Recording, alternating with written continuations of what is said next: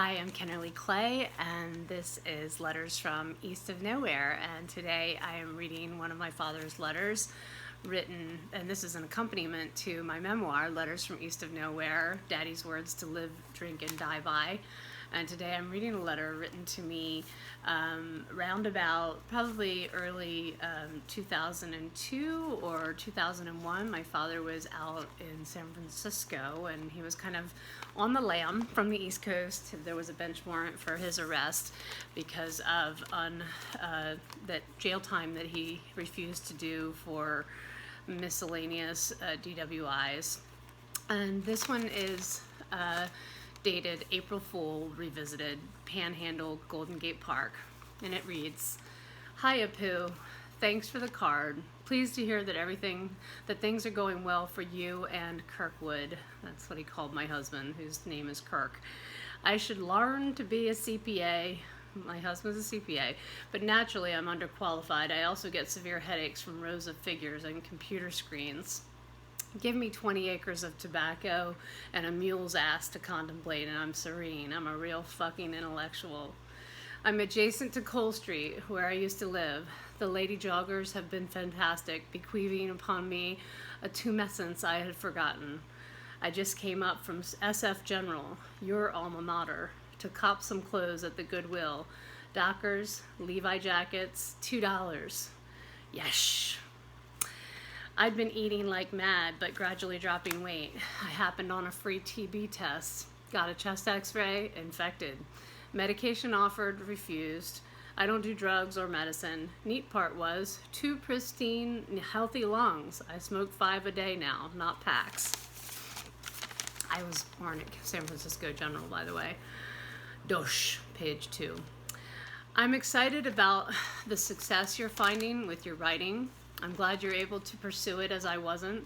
The only fire under my ass was the highway, which I will always love more than any other way of life.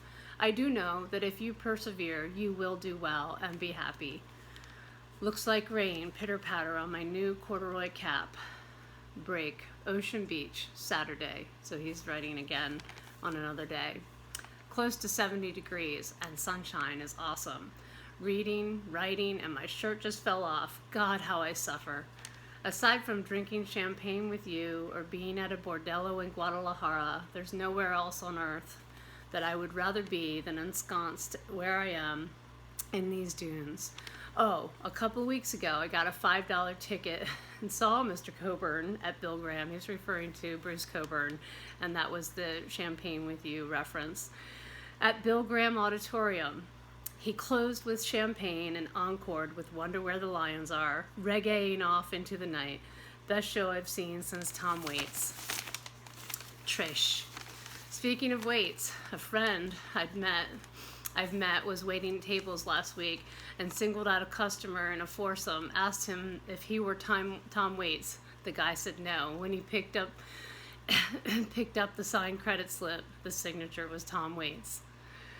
I don't expect responses. I write letters when writer's block sets in. You're the only child I have who corresponds or who has the experience to absorb my meanderings, hence, you as the victim.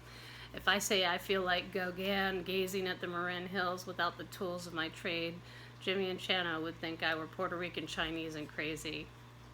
Why bother trying to relate in any elevated way, so I don't. I'm part-timing and content with it.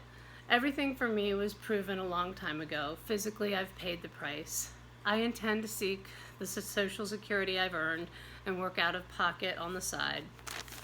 If TJ and Jeffrey or any of the 5 of you are ever jammed for something, I'd love to hit the road for you. Restoring my license requires a Maryland political connection or me doing 11 months in jail. No way. Or $2,000 from the individual who needs the help, refunded within 30 days. Perhaps you know that my expertise," he's referring to truck driving, "yields $1,000 net per week. Other than that, sun's up, moon's down, looks okay. The world survives for another day and I'm thinking about eternity. Yeah, this liberty. Oh, she got a hold on me. And I'm wondering where the lions are, Bruce Cockburn lions." And then he leaves this bizarre joke about Mick Jagger and Dennis Weaver past the pearly gates. Turns out sex is scarce out there. One day, Mick happens upon good old Dennis astride a sheep. Hey, hey, you, McCloud, get off of my you.